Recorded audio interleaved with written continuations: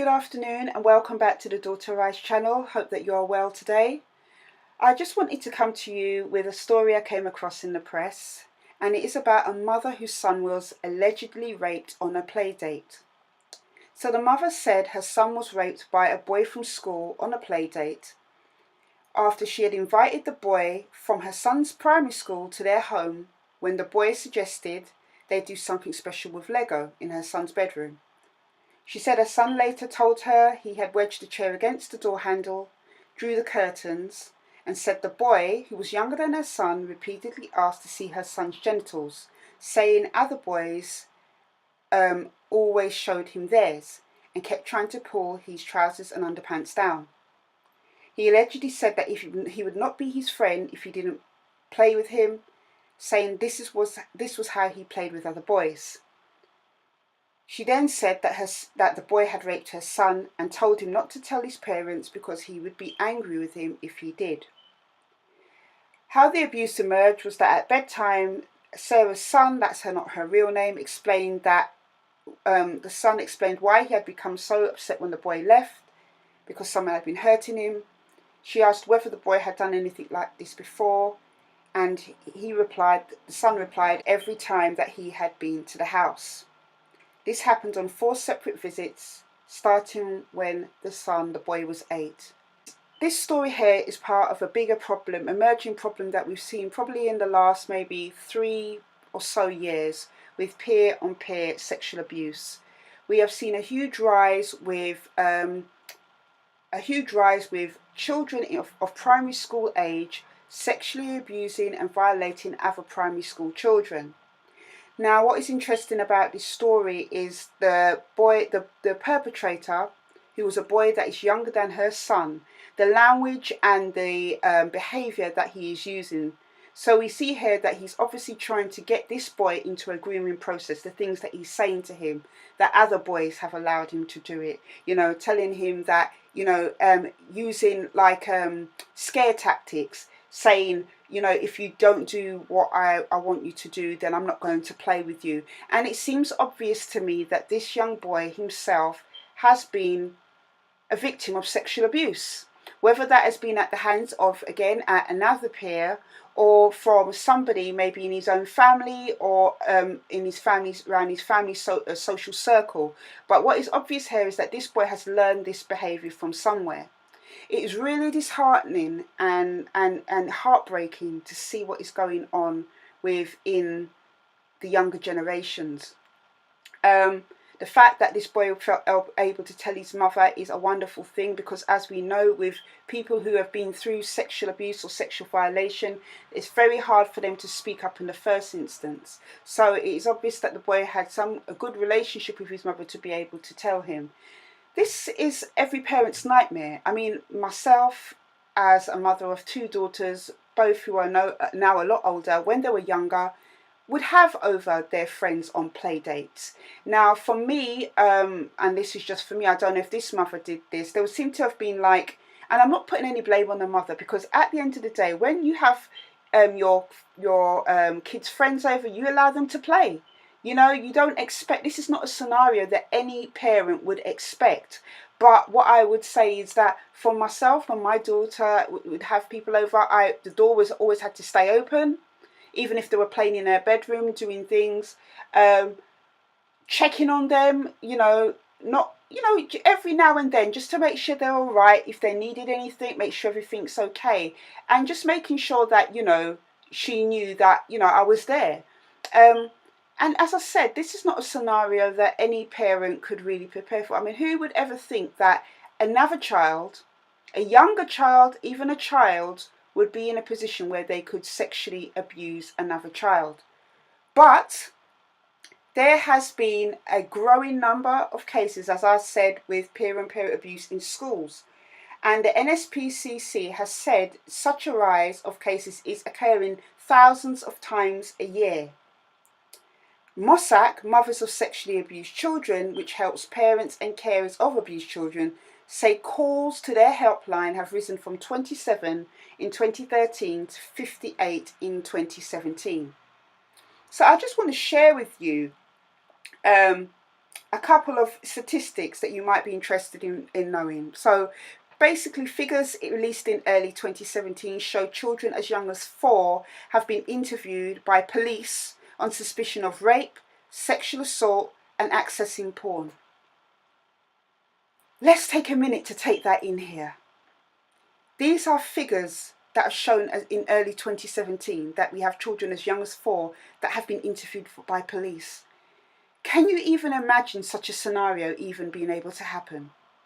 That you have your child taken at the age of 4, as young as 4, down to a police station to be questioned about rape and sexual assault. How does a child of this age, considering under the age of, was it 10 or 11, a child is not criminally accountable or responsible, to be in a situation where you're having your child down a police station being questioned about this type of activity, sexual abuse, accessing porn? This is a serious problem.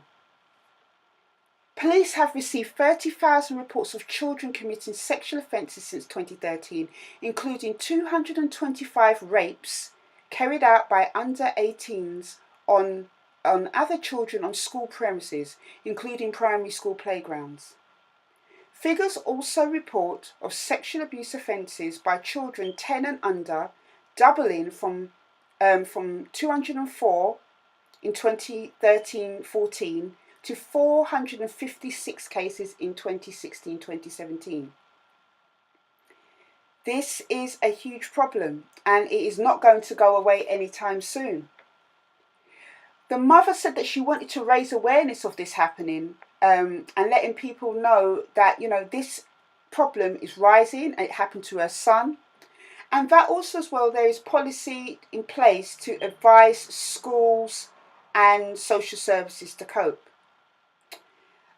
So, again, it's one of those problems where it's not going to get better. It's not going to get better. There is a lot of other factors that come into play when dealing with this type of problem.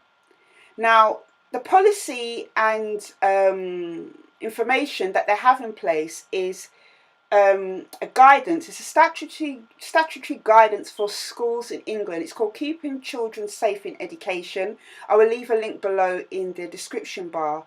But basically, it just gives guidance from the Department of Education about keeping children safe in schools. It's for head teachers, staff, governing bodies, proprietors, and different things. I mean, some of the things that they talk about is about peer-on-peer abuse, how to deal with it. The school can either choose within their own safeguarding policy to either report it or deal with it in-house. And how to keep, you have the 2 children in the school, you've got 2 of them in the same school, same class, whether to separate them, put them in separate classes, whether that child should be educated separately, how to deal with all the kind of dynamics in that, because in the background of everything that we're talking about here, these are children. They're both children. I mean, it's different to when you have an adult perpetrator of sexual abuse to a child, because then you can really focus the anger, which is what society does. They will focus the anger on the adult or whatever and hold them accountable. But when you have 2 children under the age of consent, of primary school age, one being a perpetrator, one being a victim, how can you direct that anger to the child? You can't. Because I believe this child in this story, and children who are doing this, are picking up this behaviour from somewhere.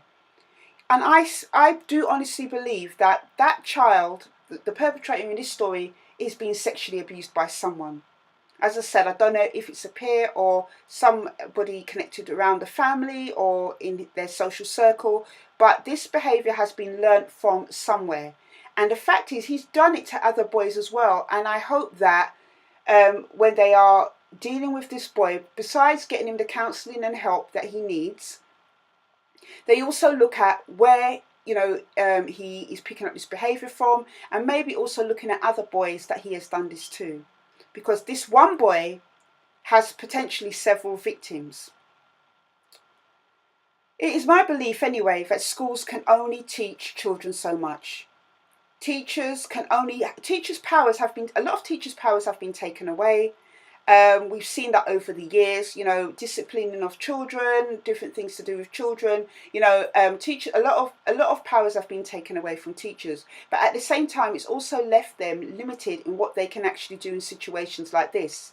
So obviously, they will follow their safeguarding procedures. They will report it to, the relevant authorities, whether that's the police or social services, who themselves, those authorities are under-resourced and don't even have the budget or even the staff to be able to deal with such a huge scale problem like this. What I find interesting as well is that a lot of onus is always put on schools and colleges to deal with this problem, but we're not looking at the parents, we're not looking at the family background. Now, I've always said that I believe pornography plays a huge part in shaping what children are doing in this day and age. Access to the internet, lack of boundaries, family breakdown. A lot of families, some people allow their children just to go on the internet. There's no kind of parental controls. There's no monitoring of what they're doing, of what they're accessing. A lot of sexually explicit pop videos, show and lyrics that really kind of talk about sex and initiating sexual behaviour and disrespect of other people and no control. All these things are feeding into what we see today. And it's not the school's responsibility, I'm afraid, and it's not the college's responsibility to be parenting children. It's the parents who need to parent children. But then we have generations of parents that didn't have parents. So I believe the breakdown of family is one of the huge reasons why we're seeing all this happening. And as well, lack of boundaries, lack of discipline, lack of things to do with helping children to keep them safe. It's disheartening to have to even come and report on this story. And the chief executive of Mossack, Fiona Sims, said that she believes the scale of the problem is far greater. And she said we really should be concerned as a society. Why on earth is this happening? What measures can be put in place? We must address this problem. Until it gets to an epidemic level, until something serious happens, I believe the government really ain't going to do nothing about it. I mean, this guidance that they've released is about as much as they will do about it.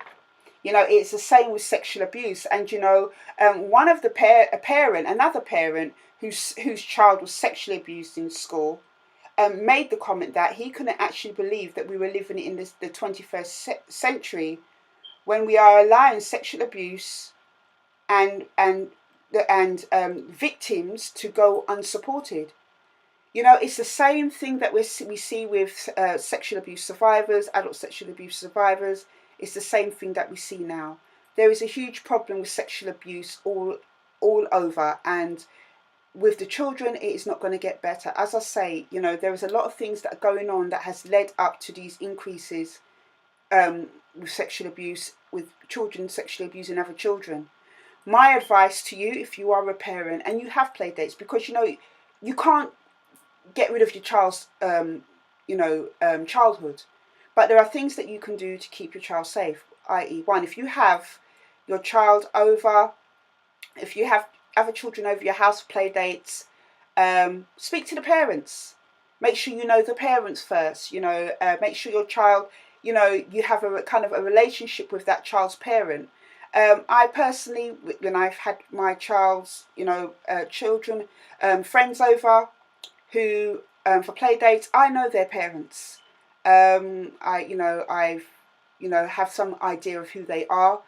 That is one thing I would suggest. Know your child, know your child's friend's parents.